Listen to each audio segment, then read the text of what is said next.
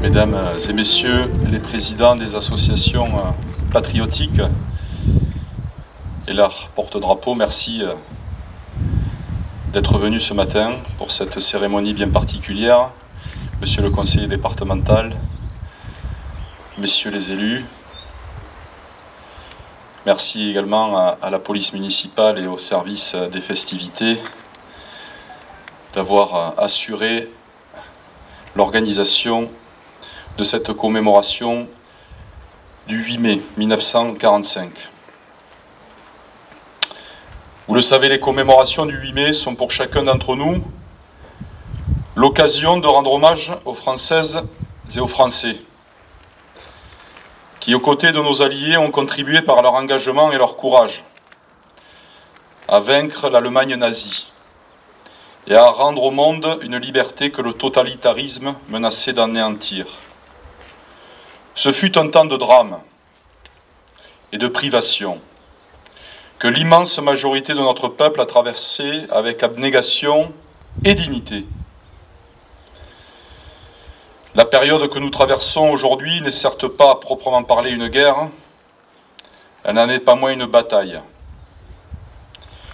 Une bataille d'autant plus complexe que nous la menons contre un ennemi invisible.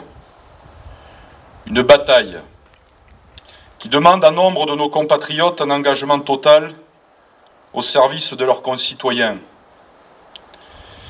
Et je veux bien entendu ici avoir avec vous une pensée pour tous nos compatriotes qui ont péri suite à cette épidémie.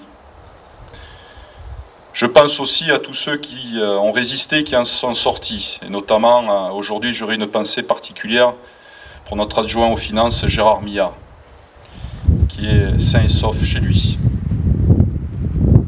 Je pense à ces médecins, infirmières et infirmiers, aides-soignants, pharmaciens, personnel hospitalier, sans oublier bien entendu nos pompiers et nos policiers, tous ces personnels soignants qui dans les hôpitaux, les maisons de retraite, parfois dans leurs officines et cabinets, ou au domicile même des malades, ont été confrontés à la maladie, souvent au risque de leur propre santé et parfois même au sacrifice de leur vie.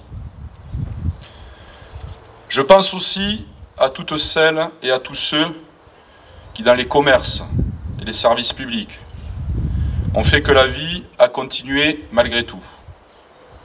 Je veux ici les saluer, en votre nom. Les saluer tous et leur dire combien nous leur sommes reconnaissants. Cette crise, aussi inattendue que brutale, a révélé à chacun d'entre nous des qualités parfois insoupçonnées, un retour sur soi, une attention particulière à nos proches, un regard plus posé sur la nature, si belle en ce printemps magnifique. Elle a surtout souligné l'importance de la nation et du patriotisme, quand surgissent ces tragédies que nous réserve toujours l'histoire.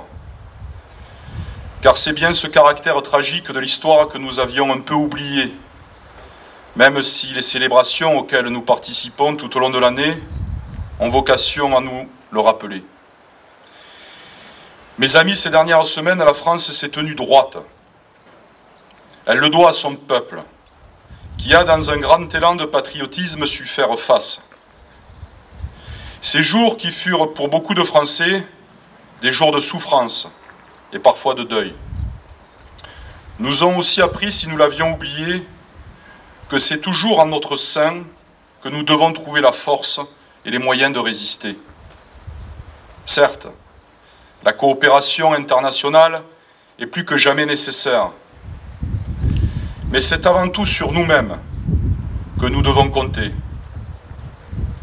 Bientôt, il va nous falloir reconstruire ce qui a été souvent abîmé.